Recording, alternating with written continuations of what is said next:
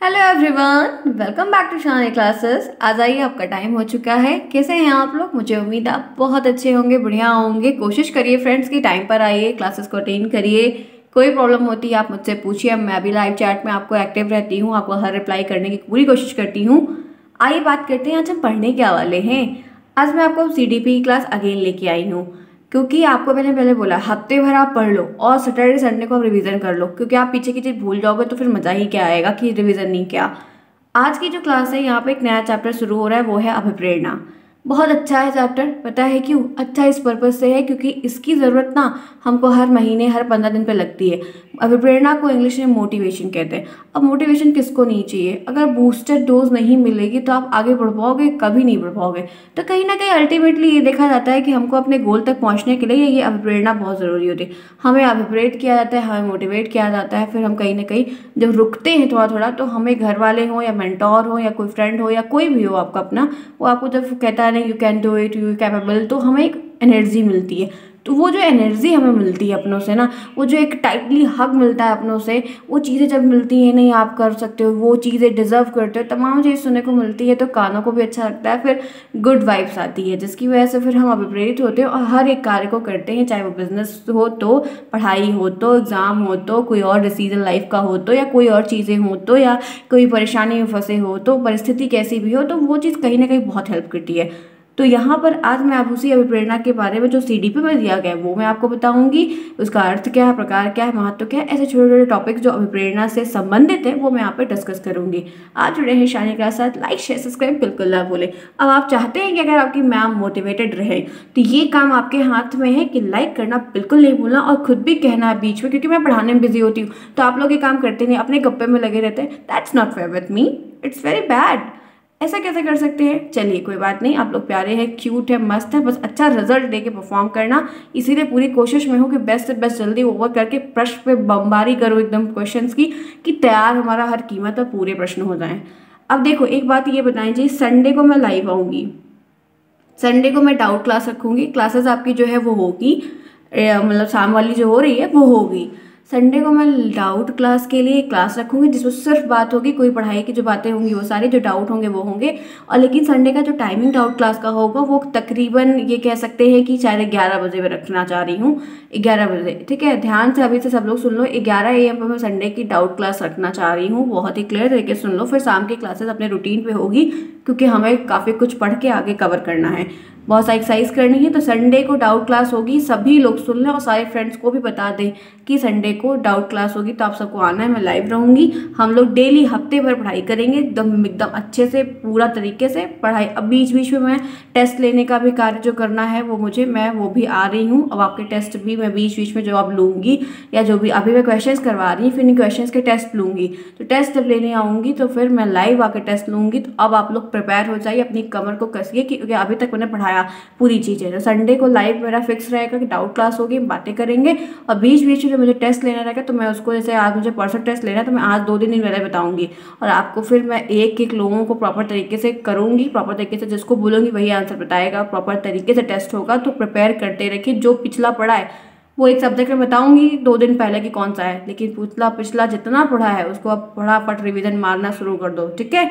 ये इतनी अपडेट थी जो मैंने यहाँ पर दी। अब स्टार्ट करेंगे आज की क्लास को। चलो फ्रेंड्स स्टार्ट करते हैं। जिन्होंने अभी तक लाइक नहीं किया, गो फास्ट, आओ। बहुत बढ़िया टॉपिक है, मज़ेदार एकदम, कुछ है ही नहीं है, बस सुनना है, समझ जाना है और बढ़िया आराम से लिख देना है।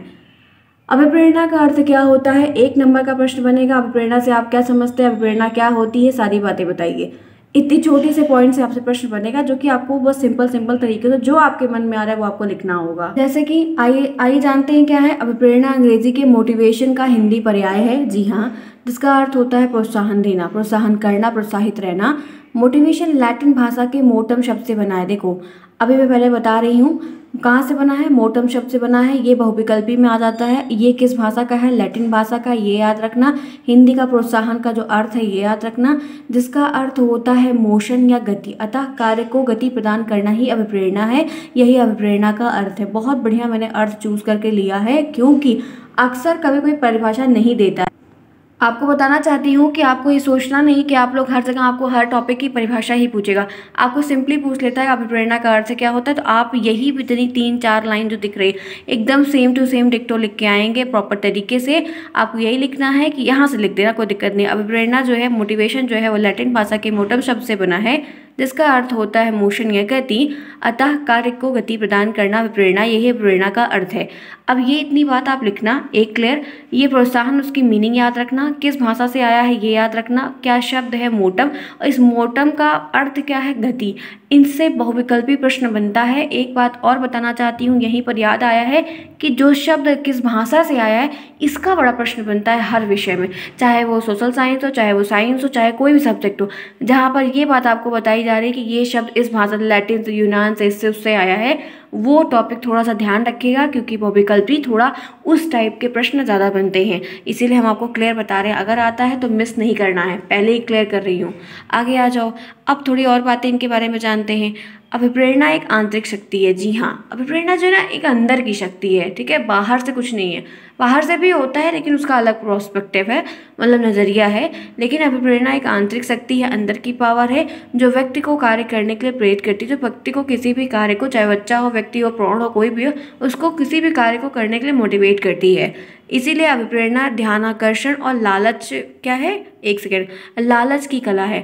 ये क्या होती है, कभी कभी आपके ध्यान के ऊपर भी डिपेंड करती है, फिर आप उस चीज़ के लिए मोटिवेटेड रहते हो तो करते हो, या आपको किसी चीज़ की लालच, लालच से रेफरेंस में नहीं कि किसी से कुछ लेना हो, वो ग्रीडीनेस नहीं। जैसे होता है कि मन में चाहत, लालच, इच्छा, कामना, कुछ ऐसा कह सकते हैं, जो व्यक्ति में किसी कार्य को करने की इच्छा या जिज्ञासा को उत्पन्न करती है। क्योंकि आप प्रेरित है या आपके मन में जिज्ञासा है किसी चीज़ को पाने की, करने की, या आपके मन में विलिंगनेस है। विलिंगनेस का मतलब इच्छा होता है, कामना है, तो उस चीज़ को आप करना चाहते हो, चाहे वो पढ़ाई से हो, कुछ भी हो। कोई BMW लेना चाहता है, कोई ऑडी लेना चाहता है, कोई कुछ करना चाहता है, कोई बहुत सारी बाइक्स लेना चाहता है, बॉयज़ में, गर्ल्स में भी लोग ड्राइव करते हैं, बहुत कुछ है फ्रेंड्स लाइफ में। तो इच्छा है, हम आखिर मेहनत कर रहे हैं, कार्य कर रहे हैं, मैं भी कार्य कर रही हूँ जीवन, तो क्यों? क्योंकि कुछ ना कुछ गोल है जो करना चाहती हूँ, करना चाहती हूँ, रीज़न है उसके पीछे।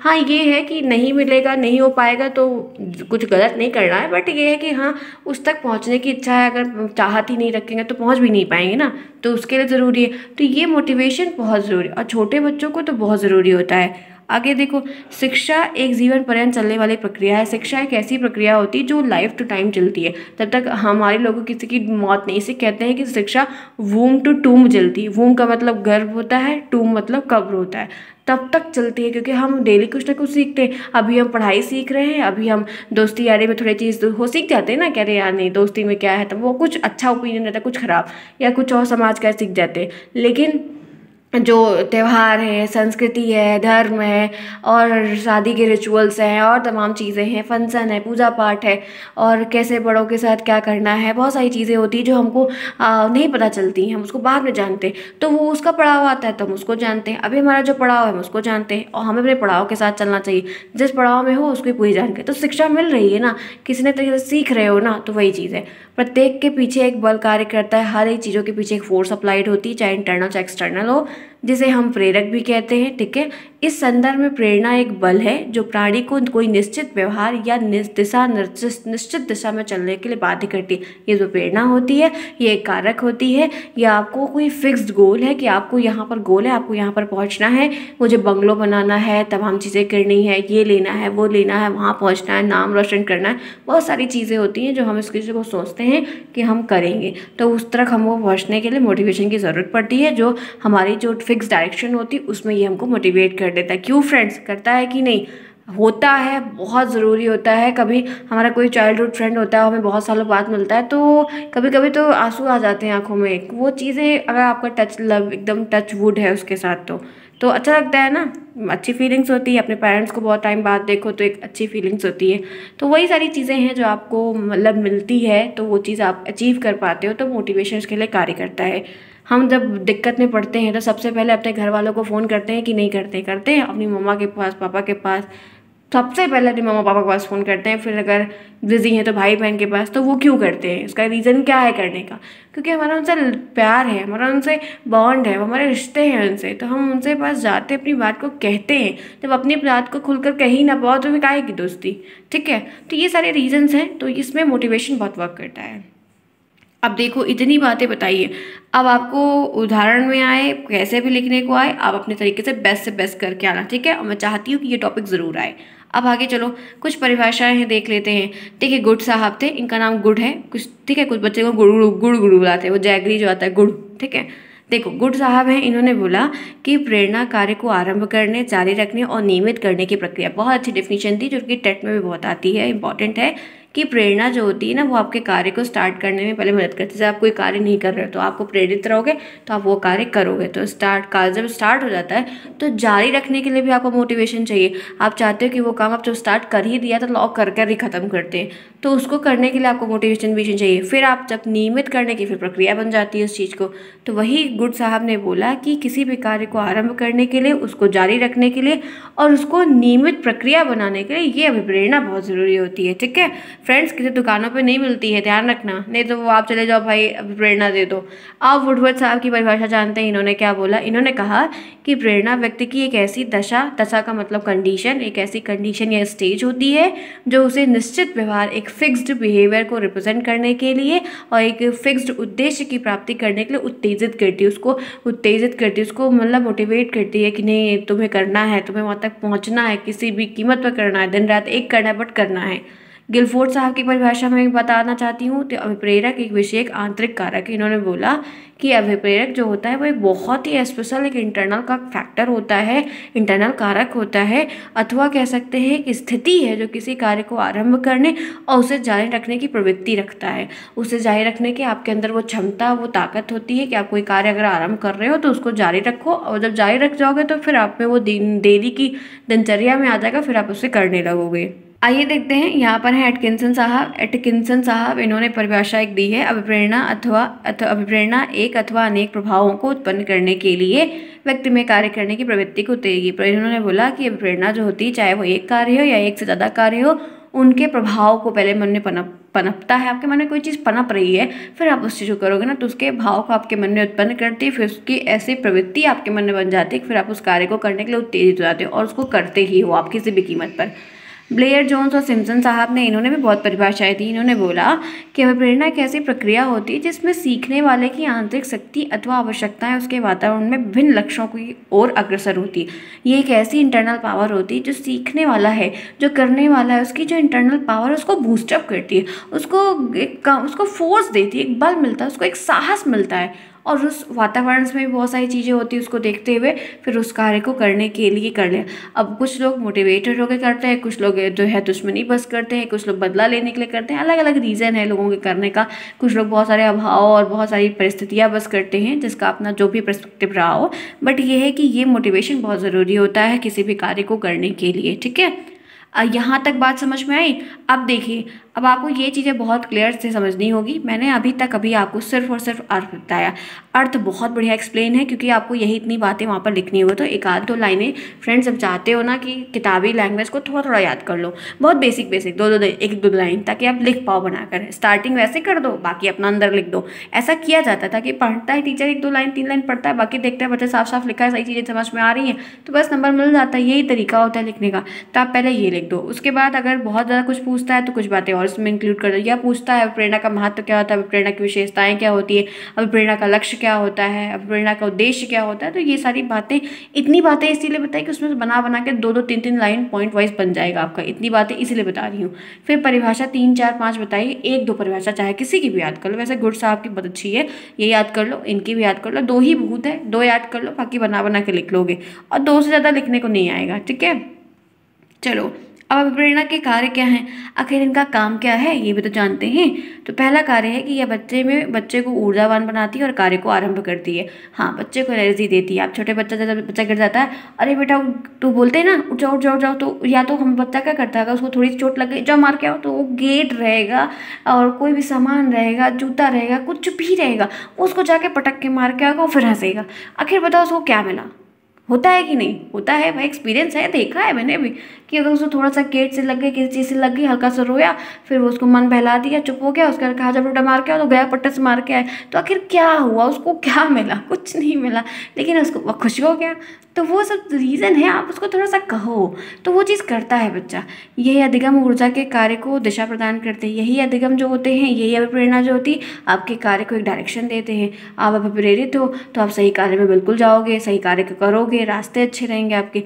या व्यवहार का नियंत्रण भी करती है, आपके व्यवहार को भी कंट्रोल करती है, क्योंकि कहीं आप गलत डायरेक्शन में चले जाएंगे, आपको कोई भड़का दे, गलत अभिप्रेरित कर दे, आप वो कार्य करने लगे, तो वो भी आपको ध्यान रखना चाहिए। अपने गुड वर्क को सोचना चाहिए। यह कार्य को जारी रखता है। अगर आप चाहते हैं कि कोई कार्य आपका चलता रहे, रुके ना, ब्रेक ना लगे, तो आपको आराम से करना होगा, कछुए की चाल से चलना होगा, तभी आप विन कर पाओगे। खरगोश वाली चाल हमेशा हरा देती है। तो ये चीज़, कूदना नहीं चाहिए ना किसी चीज़ में, एकदम गपा गपा कूद जाओ, ये क्या है? आराम से करो, धैर्य के साथ करो, पेशेंस के साथ करो। जो पढ़ो सॉलिड पढ़ो। आखिर जब करना है, पता है कि एग्ज़ाम देना है, गलतियाँ हो रही हैं, बहुत सारी बैक्स लग रही है, तो आप लोग प्रॉपर तरीके से क्यों नहीं?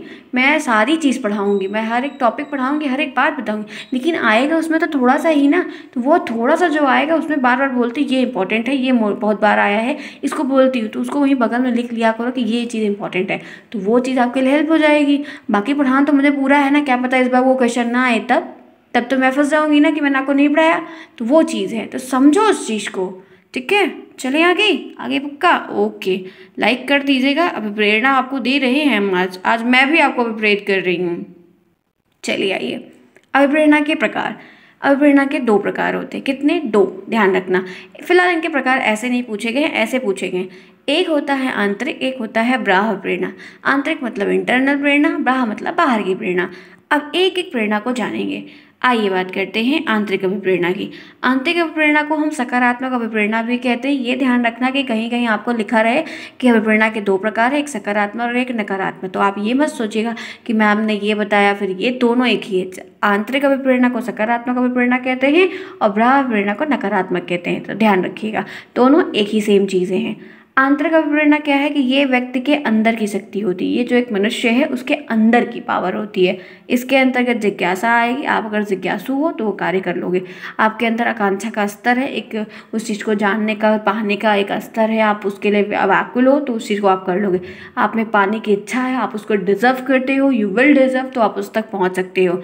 ये सारी चीज़ें जो होती है आपकी इंटरनल पावर होती है। इसमें अभिप्रेरक, चालक और आवश्यकताओं को भी सम्मिलित किया जाता है, क्योंकि इसमें कुछ लोग होते हैं अभिप्रेरक है जो हमें ऐसे फैक्टर्स हैं या ऐसे कुछ रीजन्स हैं जो हमें प्रेरित कर रहे हैं, हम उनकी तरफ मोटिवेट हो रहे हैं, उनकी वजह से मोटिवेट हो रहे हैं, तो ये सारी चीज़ें होती हैं। तो कुल मिलाकर क्या समझा कि आंतरिक अभिप्रेरणा सकारात्मक मतलब हमें जो इंटरनल पावर दे, हमारी आंतरिक क्षमता हो या हमारी खुद की अंदर की जो एनर्जी हो, उसके बेस पर जब हम किसी कार्य को करें। ठीक है, आगे देखो, बाह्य कारक में क्या आता है? ये व्यक्ति के बाहर की शक्ति होती है, ये बाहर की पावर होती है, जो पर्यावरण से संबंधित, जो इन्वायरमेंट से, आपके सराउंडिंग से रिलेटेड होती है। या प्रेरणा प्रोत्साहन द्वारा जो हमें गुड बेटा, शाबाश, keep it up, you can do, ये जो हमें मिलता है, हमें शाबाशी मिलती है, थपकी मिलती है, तो वो चीज़ हमें बाहर की मिलती है। जैसे प्रोत्साहन, प्रशंसा हमारी, कोई आप कर सकते हो, आपने, अरे आपने ये किया था, वो किया था, ऐसे किया था, नहीं बेटा तुम कर सकते हो। पेरेंट्स हमेशा करते हैं, क्योंकि कोई पेरेंट्स, माँ बाप नहीं चाहेगा मेरा बच्चा बर्बाद हो जाए।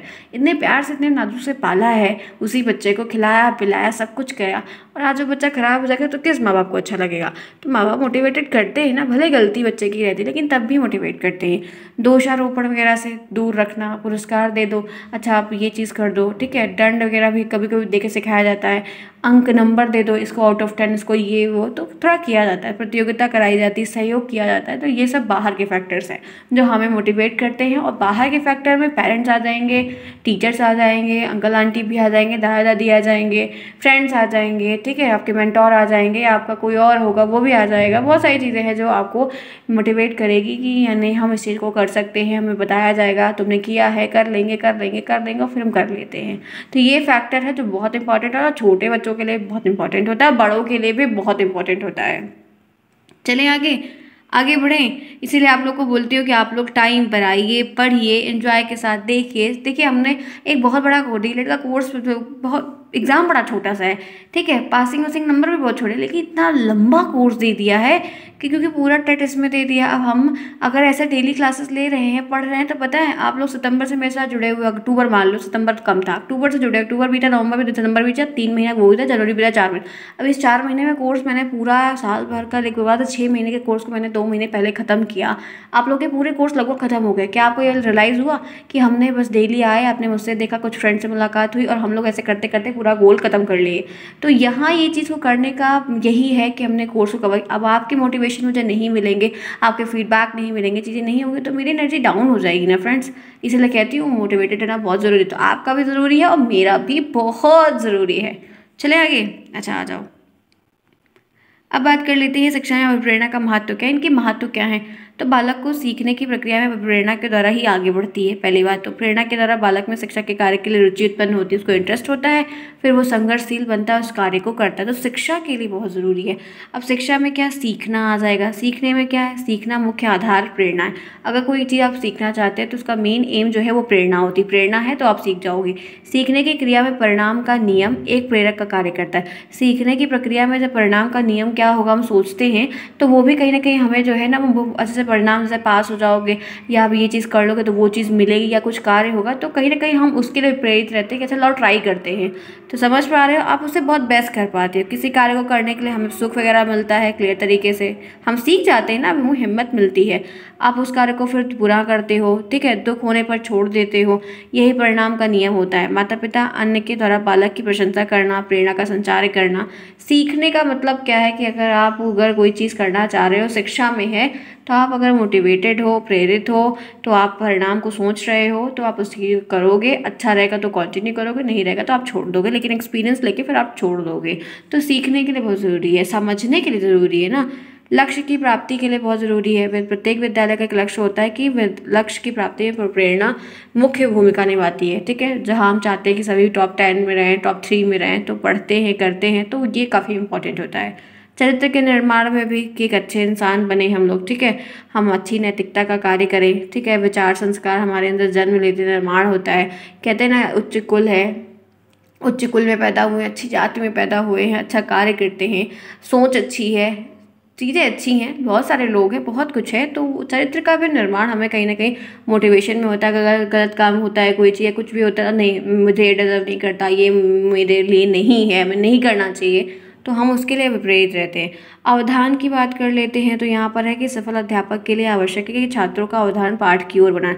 अवधान का मतलब ध्यान, एक प्रकार से टेंशन। टीचर को भी चाहिए कि जो टीचर पढ़ा रहा है, जो कार्य कर रहा है, उस बच्चे का सारा इंटरेस्ट बना रहे इन चैप्टर में। जैसे मैं पढ़ाती हूँ, बोलती हूँ कि पहले सुन लो, पहले पढ़ लो, देख लो, समझ लो, तो वही चीज़ है कि ये चीज़ करना चाहिए। आप प्रेरणा पर निर्भर करता है, ये मोटिवेशन पर निर्भर करता है। आप जितना मोटिवेट कर दोगे कि नहीं करना है, करना है, कर लेंगे, तो बच्चों का भी ध्यान लगाएगा। अगर वो प्रेरित नहीं है तो उसमें ध्यान नहीं लगाएंगे। अध्ययन विधियां हैं, अध्यापन की विधियों में भी शिक्षण में परिस्थिति के अनुरूप जो है अनेक शिक्षण प्रणाली का भी प्रयोग करना चाहिए, ठीक है। विधियों के तरीके से भी आप सिखाने का प्रयास कर सकते हो, क्योंकि विधियां जब अलग अलग यूज़ करोगे आप ना, तो उसमें बच्चों को इंटरेस्ट आएगा। अच्छा आज इस तरीके से सीखा, कल इस तरीके से सीखेंगे, कल इस, तो वो नया नया जो तरीका रहेगा वो आपको, आपके बच्चे उसमें इन्वॉल्व रहेंगे करने के लिए। तो टीचर कुछ ऐसे तरीके को यूज़ करते हैं। टीएलएम क्यों यूज़ किया जाता है? इंटरेस्ट लाने के लिए। इंटरेस्ट क्यों आएगा? जब आप प्रेरित रहोगे, आपके मन में अगर सीखने की इच्छा रहेगी, तो आप सीख पाओगे ना, कर पाओगे, तो वो मोटिवेशन से है, ठीक है। प्रेरित करने की विधियाँ भी हैं, ठीक है। कैसे कैसे अभिप्रेरित किया जाता है बच्चे को, कैसे मोटिवेट किया जाता है, लिखने को आ सकता है, ध्यान रखिए, इसीलिए बताई जा रही है। एकदम पिन ड्रॉप साइलेंस के साथ समझने का प्रयास करिए। लाइक जिन्होंने नहीं किया है फटाफट जाइए लाइक करिए, डू इट फास्ट। चलो आओ देखो यहाँ पर खेल के बारे में। खेल के द्वारा आनंद का अनुभव होता है, ठीक है, हमें मज़ा आता है, संतोष मिलता है, सुख मिलता है। खेलना भी बहुत ज़रूरी है, खेलना चाहिए, बहुत खेलना। वो एक बार वो दौड़ के, ठीक है, हम लोग कभी बहुत टाइम बाद दौड़ते थे कि सांस फूलने लगती है, लेकिन कभी मज़ा आता है। कभी खुले ग्राउंड में उल्टा होके लेटा होगा बहुत सारे भाई, आप लोग नहीं पता, लेकिन लेटिए कभी, ठीक है, बस आसपास ज़्यादा लोग ना रहें, खुला रहे और देखिए आसमान में, क्या मस्त लगता है, बहुत अच्छा लगता है खूब। और कभी कभी ऐसा कुछ जगह माहौल मिले जहाँ पे कोई ना हो, खूब जोर जोर से चिल्लाना हो, मुझे तो बड़ा मज़ा आता है। फिलहाल के लिए मैंने 1-2 बार एक्सपीरियंस किया है, बहुत ऐसे खाली प्लेस नहीं मिलते फिलहाल। तो खेलों के द्वारा हमें संतोष प्राप्त होता है, एक एनर्जी सी आती है। शिक्षकों को खेलों के द्वारा आनंद का अनुभव देना चाहिए, बच्चों को सिखाना चाहिए, ठीक है। तो ये सब तरीके हैं कि खेल के द्वारा आप अपग्रेड कर सकते हो। रुचियों को डेवलप करा के बच्चों को इंटरेस्ट आ जाएगा तो बच्चे आप फिर देखो कैसे तेज तेज करेंगे आगे का। उनको अब अभिप्रेरणा कर दो, उनको अभिप्रेरित कर दो, ठीक है, उनको सिखाओ, उनको बताओ, उनका इंटरेस्ट पैदा कर दो। बच्चों में इंटरेस्ट आ गया तो फिर वो हर एक काम को फटाफट फटाफट आपके कहने से पहले एकदम जल्दी लगी रहेगी उनको। आगे चलिए। फिर देखिए, सफलता है अध्यापक को समस्त कक्षा के लिए सफलता के लक्ष्य निर्धारित करती है कि कितने में कौन बच्चा रहेगा। जो मार्किंग वगैरह होती है वो भी बहुत ज़रूरी होती है, क्योंकि कभी कभी देखिए जिसका 1 नंबर 2 नंबर से पीछे हो जाता है, 1-2 रैंक, फिर उसको कितना चुभता रहता है, वो चीज़ पिन अप करती रहती है, नहीं मुझसे गलती हो गई, मुझसे गलती हो गई, अब नहीं करेंगे नहीं करेंगे नहीं करेंगे। तो वो चीज़ वो आपको मोटिवेटेड करती है, फिर आप करते भी हो। कंपटीशन की भूख जब रहती है, पाठ्यसागामी क्रियाओं में प्रतियोगिता की प्रेरणा का भी एक अच्छा साधन है। आप कंपटीशन की भूख डेवलप कर दो। 3 बच्चे हैं, कौन करेगा पहले क्या करे, बस यही इतना ध्यान रखें कि लड़ाई का मुद्दा न बनने पाए। बाकी तो बहुत अच्छी चीज़ है। कंपटीशन जहाँ नहीं, फिर वहाँ ऑनलाइन क्लासेस में थोड़ा सा एक देखने को दिक्कत मिलती है, क्या बहुत मैंने भी एक्सपीरियंस किया कि हम क्या वही घर में बैठ के जब हम लोग वो चीज़ करते हैं, हाँ एक सिक्योरिटी पर्पस है, बहुत सारे पर्पस से अच्छा भी है, लेकिन थोड़ा सा बुराई दिक्कत क्या है कि हम अंधों में कहाँ राजा होते हैं। हमको लगता है हमें सर्वोपरि है, सब कुछ तो आता है, सब कुछ कर लेंगे। तो 4 बच्चों के साथ अपने से 4 बच्चे मिलते हैं ना, तो उसका एक अलग लेवल होता है। तो थोड़ा सा इसका एक अभाव रह गया है। फिलहाल के लिए जो ऑप्शन नहीं है तो वही करना बेस्ट है। सामूहिक कार्य में यही बात है। सामूहिक कार्य में ना सीखने में बड़ा मज़ा आता है। उसकी बात को, अच्छा वो ऐसा किया, वो बच्चा ऐसा सोचता है, इस टॉपिक पे ऐसा है, तो वो चीज़ें बहुत मैटर करती है और हम सीख जाते हैं। हम कभी कभी ना उसको पार करने के लेवल से भी सीख जाते हैं कि नहीं मेरी तारीफ होगी, हम कार्य करेंगे, हम उससे बेस्ट करेंगे, हम कैपेबल है करने के लिए। तो वो चीज़ आपको हेल्प करती है, आप सीख जाते हो। नहीं तो स्कूल बंद हो जाएगा फ्रेंड्स, सिर्फ डिग्री मिलेगी, जाके आप घर में बैठ के पेपर दोगे। लेकिन नहीं, ऐसा नहीं कर सकते, क्योंकि वो जो एक कम्युनिकेशन और जो एक इंटरेस्ट कंपटीशन पैदा होता है ना, वो स्कूल में ही हो सकता है। ठीक है। अब यहाँ पर ये सारे तो पॉजिटिव फैक्टर्स थे जो मैंने बताए। अब कभी कभी क्या होता है कि अभिप्रेरणा को प्रभावित करने वाले बहुत सारे ऐसे कारक हैं जो निगेटिव इम्पैक्ट भी कभी कभी डाल देते हैं। तो ये प्रतियोगिता पॉजिटिव में भी आती है, निगेटिव में भी। कंपटीशन की तरह कभी कभी क्या होता है कि जो सही से जेन्युइनली करना चाहते हैं वो करते हैं, कंपटीशन को एकदम बाय हार्ट करते हैं, प्योरली करते, लेकिन कुछ बच्चे उसी में दुश्मनी निकाल लेते हैं। तो इसका भी ध्यान रखना चाहिए, नहीं तो ये प्रतियोगिता आपके मन में जहर भी पैदा कर सकती है। फिर उसके बाद प्रगति का ज्ञान, आपको उस चीज़ का ज्ञान नहीं है तो अभिप्रेत आपको रहोगे तो आप उस रास्ते पे आगे बढ़ सकते हो, सीख सकते हो। असफलता का भय भी आपको कभी कभी सिखा देते, नहीं यार हम डर जाएंगे, मेरी शेम होगी और ये होगा वो होगा, तो उसकी असफलता का ज्ञान भी आपके मन में अगर गलत अभिप्रेत होगा तो वो डर भी बैठ जाएगा, फिर दिक्कत होगी। आकांक्षा का स्तर आपका बहुत छोटा, आपकी चाहत बहुत छोटी है, अरे हो गया तो हो गया, नहीं हुआ तो नहीं हुआ, तो आप अभिप्रेत नहीं हो, फिर आप कार्य नहीं कर रहे हो। फिर परिचर्चाएँ और सम्मेलन, ये सब में आप इन्वॉल्व हो, र्यूमर्स में आप इन्वॉल्व हो, तो ये गलत अभिप्रेरणा आपको मिल रही है। विद्यालय का वातावरण भी अगर अच्छा है तो आप सीख पा रहे हो, बुरा है तो फिर आप सब जब गंदगी ही देखोगे 24 घंटे तो दिमाग में गंदा आएगा ना, अच्छा देखोगे तो अच्छा आएगा। तो वैसे इन्वायरमेंट का फ़र्क पड़ता है। तो मोटिवेशन के ऊपर सब कुछ डिपेंड करता है, चाहे वो इंटरनल हो चाहे वो एक्सटर्नल हो। ठीक है फ्रेंड्स, तो आज की एक क्लास होती है डन। ये चैप्टर भी बहुत अच्छा है। अभी इस चैप्टर पर 2 क्लास होगी, 1 या 2 क्लास और होगी, क्योंकि टॉपिक है अभिप्रेरणा, ध्यान और इच्छा, ऐसे करके अभी ये है। ठीक है, तो मैंने एक ही टॉपिक को आज स्टार्ट किया और एक ही लिया है। आपको कल फिर करवाएंगे, सीडीपी की क्लास लेंगे ताकि ये भी टॉपिक होता चले, क्योंकि मेरे सिद्धांत वगैरह पढ़ने बचे हैं सॉरी, तो करवा देंगे। कैसी रही क्लास ज़रूर बताइएगा। अभिप्रेरित हुए आप लोग आज की नहीं वो बताइएगा। अब एक काम और करना है कि छोटे छोटे फीडबैक दीजिएगा, लाइक करना बिल्कुल नहीं भूलेगा। मिलते हैं नेक्स्ट में नई चीज़ों के साथ, नए प्रश्न, नया टॉपिक, सब कुछ देखेंगे जानेंगे। तब तक के लिए टेक केयर, बाय बाय। जिन बच्चों को नोट्स वगैरह लेनी हो टेलीग्राम पे जाएं, फटाफट कांटेक्ट करो, अपने नोट्स को लें। जिनके पास बुक वगैरह नहीं है और खूब अच्छे से पढ़ें, अच्छा रिजल्ट लेके आएँ। Bye bye.